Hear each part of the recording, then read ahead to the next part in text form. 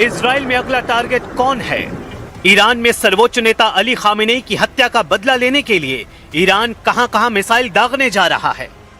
Iran के target पर इस वक्त इजराइल की टॉप लीडरशिप है। इजराइल के प्रधानमंत्री बेंजामिन नेतन्याहू, इजराइल के रक्षा मंत्री इजराइल काट्ज, इजराइल के सेना अध्यक्ष इयाल ज़मीर और इजराइल की खुफिया एजेंसी मोसाद के चीफ डेविड बार्निया। इन 4 लोगों के खून का प्यासा हो चुका है ईरान। ईरान में हमले हो रहे हैं, इजराइल में मिसाइल गिर रही हैं। जहां इजराइल की खुफिया एजेंसी मोसाद ईरान में एक्टिव है, वहीं ईरान के खुफिया हिटमैन इजराइल में टहल रहे हैं। ये बात नेतन्याहू भी बहुत अच्छी तरह जानते हैं और यही वजह है कि इजराइल इस वक्त ईरान का सबसे बड़ा टारगेट बन चुका है।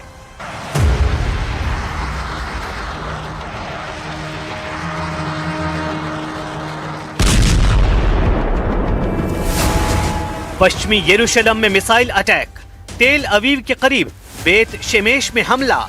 चंद घंटों के अंदर तबाही वाले ये 2 वीडियो पूरे इजराइल को परेशान कर रहे हैं। मिसाइल हमले देखिए, उससे मची तबाही देखिए।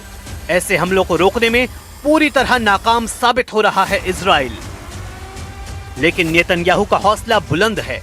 नेतन्याहू साफ कर चुके हैं कि खामेनेई के बाद जो भी होगा वो मारा जाएगा। इजराइल किसी को नहीं बख्शेगा।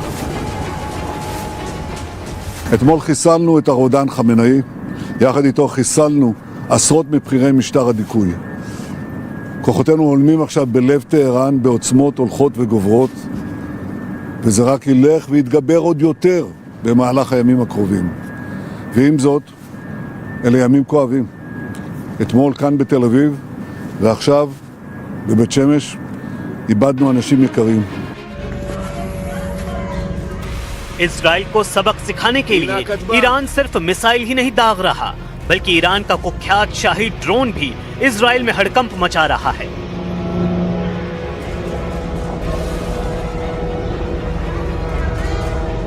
ये वीडियो उत्तरी इजराइल से आया है, जहां ईरान का शाहिद 136 ड्रोन अपनी बदनाम आवाज के साथ तेजी से उड़ रहा है।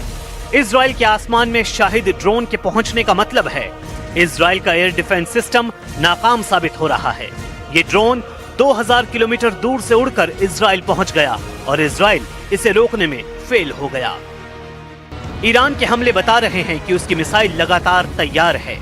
ईरान पर हर हमले का मुंहतोड़ जवाब दिया जाएगा। इजराइल के शहर ऐसे ही दहलते रहेंगे, चाहे वो तेल अवीव हो, हाइफा हो या फिर कोई भी मिलिट्री अड्डा। ईरान वहां ऐसी तबाही वाले हमले करता रहेगा। ईरान और इजराइल का युद्ध हाइपरसोनिक दौर में पहुंच चुका है। ईरान की हाइपरसोनिक मिसाइलों ने इजराइल में तहलका मचा दिया है। फत्ताह जैसी मिसाइलों का इस्तेमाल तेज हो चुका है और ये इजराइल के लिए बहुत बुरी खबर है। तेल अवीव और हाइफा में हो रहे हमले ईरान की मिसाइल पावर को बार बार साबित कर रहे हैं। नेतन्याहू का मिसाइल डिफेंस या कहें कि ईरान को रोकने वाली सबसे बड़ी फौलादी दीवार अब शीशे में तब्दील हो चुकी है। इस दीवार को ईरान की मिसाइल बार बार चकनाचूर कर रही है। बेत शेमेश में हुए हमले के बाद के हालात देखिए। यहाँ ऐसी तबाही हुई और इतनी जान गई कि तेल अवीव से लेकर वॉशिंगटन डीसी तक हड़कंप मच गया। यहाँ पर मिसाइल गिरी तो बंकर तक फटकर तबाह हो गया और वहां मौजूद कई लोग मारे गए। इजराइल को सबसे ज्यादा दहलाने वाली फत्ताह मिसाइल नेतन्याहू के लिए बहुत बड़ी चुनौती बन चुकी है। ईरान की फत्ताह एक हाइपरसोनिक मिसाइल है जिसकी रेंज 1400 से 1500 किलोमीटर बताई जाती है। इस मिसाइल की रफ्तार मैक 15 तक है, यानी ये 18,000 किलोमीटर प्रति घंटे की रफ्तार तक पहुंच सकती है। इजराइल का मिसाइल डिफेंस हाइपरसोनिक हमलों को रोकने में नाकाम साबित हो रहा है, लेकिन नेतन्याहू इस वक्त डिफेंस से ज्यादा ऑफेंस यानी आक्रामक होने पर ध्यान दे रहे हैं। אנחנו במערכה שבה אנחנו מביאים את כל כוחו של צה"ל כפי שלא היה מעולם למערכה הזאת כדי להבטיח את קיומנו ועתידנו. אבל אנחנו מביאים למערכה הזאת גם את סיועה של ארצות הברית, את ידידי, נשיא ארצות הברית דונלד טראמפ, את צבא ארצות הברית, ושילוב הכוחות הזה מאפשר לנו לעשות את מה שאני מייחל לעשות כבר 40 שנה. להכות את משטר הטרור שוק על ירך. इजराइल पर हुए हमलों में जिन मिसाइलों ने तबाही मचाई है उनकी लिस्ट देख लीजिए, क्योंकि यही अब तक नेतन्याहू के लिए सबसे बड़ी परेशानी बनी है। इनमें सबसे खतरनाक फत्ताह 1 और खैबर शिकर मिसाइल शामिल हैं। इसमें कद्र और इमाद मिसाइल भी शामिल हैं। फत्ताह हाइपरसोनिक मिसाइल की रेंज 1400 किलोमीटर है। खैबर शिकन मिसाइल की रेंज 1450 किलोमीटर है। कद्र मिसाइल की रेंज 2000 किलोमीटर तक है और इमाद की रेंज 1700 किलोमीटर है। ये सभी मिसाइल इजराइल के खिलाफ ऑपरेशन में दागी जा रही हैं।